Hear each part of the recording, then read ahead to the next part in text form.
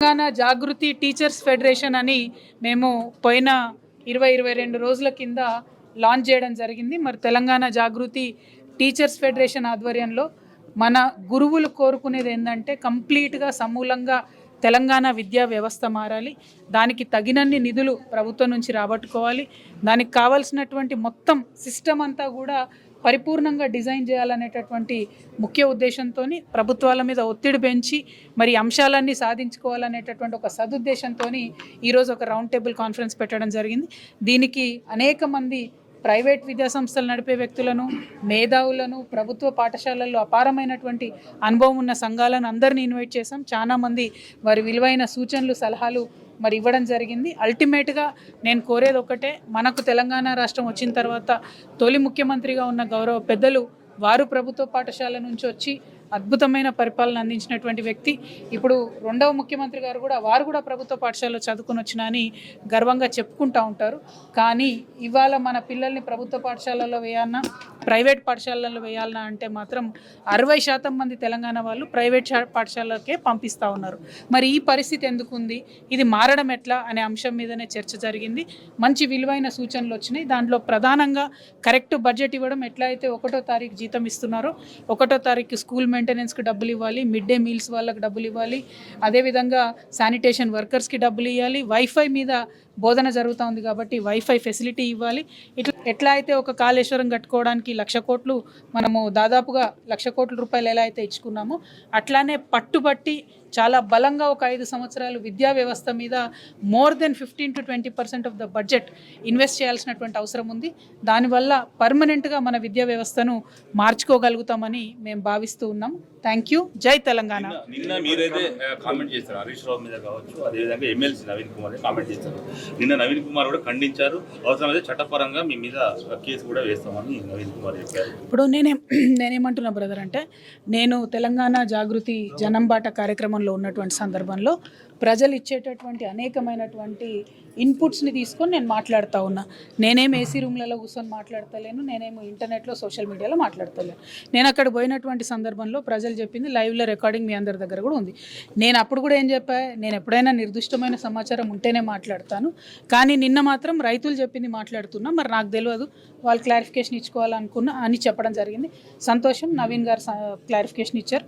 అట్లానే హరీష్ రావు గారు కావచ్చు, గంగుల కమలాకర్ గారు కావచ్చు, వారు కూడా ఒరవడిని, ఈ మంచి ఒరవడిని ఫాలో అవుతూ వారు కూడా క్లారిఫికేషన్ ఇచ్చుకుంటే అద్భుతంగా ఉంటుంది. 1. 2, మేము ఇప్పుడు ఎక్కడ జాగృతి జనం బాటకు పోయినా, ఉదాహరణకు మొన్న నక్కలగండి ప్రాజెక్టుకు పోయినాం. ఆ రోజు ఒకటే డిమాండ్ చేసినాం, దయచేసి కలెక్టర్ గారు రావాలి అని చెప్పి.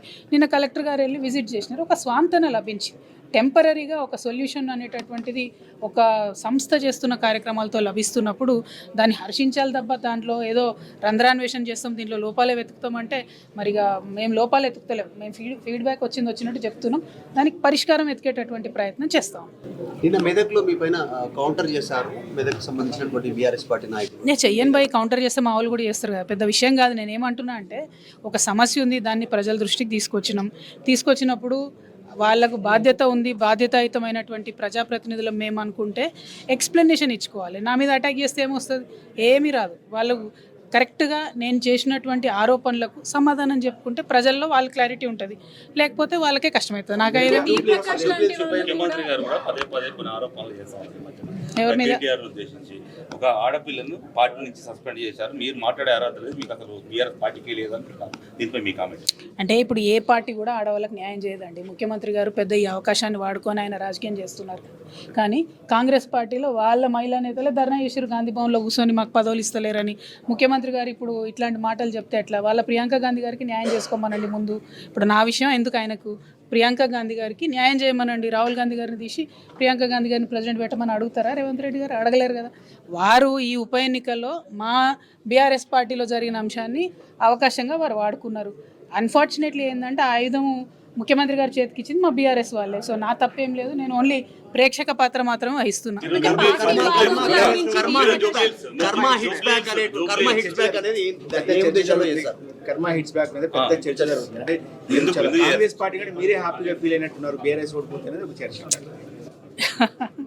Nothing, no comment. Thank you. జై తెలంగాణ. హిట్ టీవీ యాప్, ఇందులో short news, live news, entertainment shows, movies, digital magazines తో పాటు మీ జిల్లా వార్తలను కూడా ఫ్రీగా చూడొచ్చు.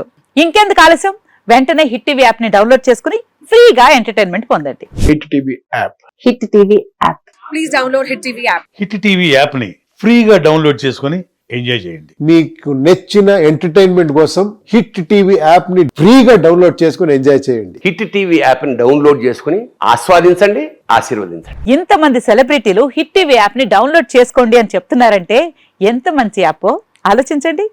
అమెరికా అమెరికా అమెరికా అమెరికాలో చదవాలనుకునే వాళ్ళకి విశ్వసనీయమైన పేరు మన శౌర్య కన్సల్టెన్సీ. UK లో 1 year masters, UK లో 1 year masters, 2 years work permit up to 5 years visa. Contact Saurya Consultancy. Contact 89851 89851.